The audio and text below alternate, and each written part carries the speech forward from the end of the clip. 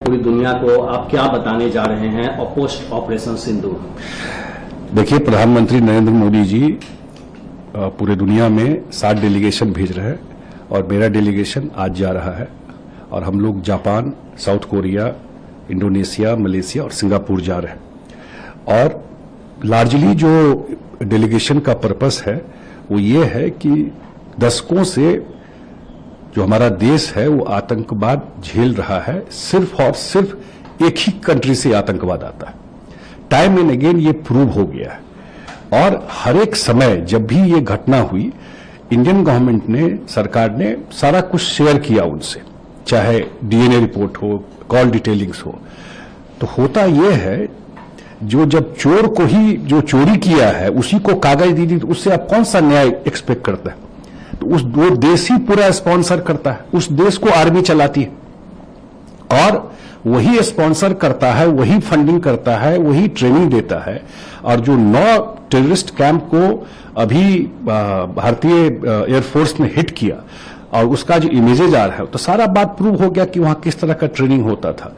तो ये बात प्रूव्ड है कि वो कंट्री ही इन्वॉल्व है आतंकवाद को, सिर्फ इंडिया में नहीं, दुनिया में जहां आतंकवाद होता है उसमें कहीं न कहीं उसका लिंक निकल जाता है पाकिस्तान में। जो टेररिस्ट है वो कहां से कहां ओसामा बिन लादेन जाकर मिला, फाइनली पूरा दुनिया में ढूंढ रहे थे, निकला कहां से वो। तो इसलिए पता है कि पाकिस्तान जो देश है इसी पर थ्राइव करता है। ये बात जाके बताना 1, और 2 जो प्राइम मिनिस्टर ने कहा है न्यू नॉर्मल, कि जो इंडिया वन साइडेड झेलता रहा, टाइम आ गया, अब एनफ इज एनफ।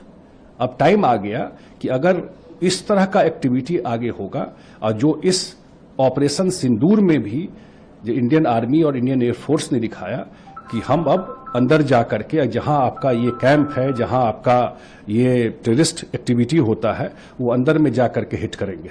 ये न्यू नॉर्मल है।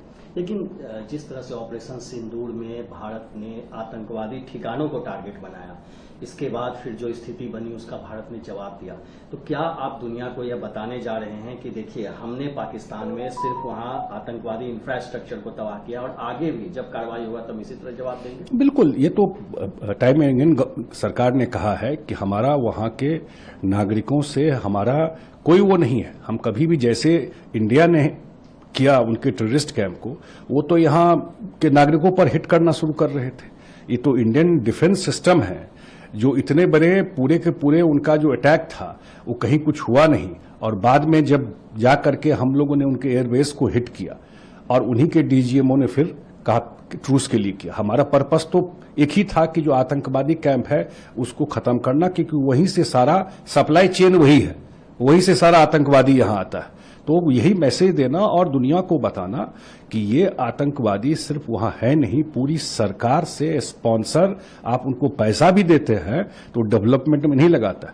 वो सारा का सारा उनका जो स्टेट पॉलिसी है वो आतंकवादियों को प्रमोट करने का।